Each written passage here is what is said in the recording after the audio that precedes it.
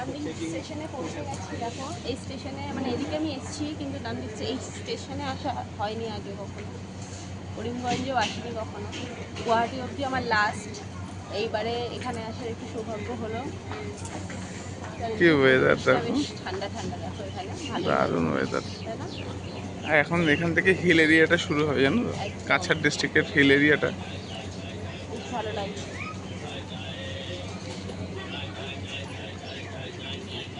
দেখো বেশি সকাল হয়নি কিন্তু, না, তাও চারিদিকে কত আলো। ও খাবারের দোকান না? এখানে কতক্ষণ দাঁড়াবে? 10 মিনিট দাঁড়াবে। এটা জংশন না, 10 মিনিট দাঁড়াতেই অনেকক্ষণ হবে। দাঁড়াবে না? এখান থেকে লোকোমোটিভটা চেঞ্জ হবে। এরপরে আর কটা স্টেশন আছে? এরপরে যদি তুমি বড় বড় স্টেশন ধরো 4-5টা আছে। তারপরে আমাদের নামবো।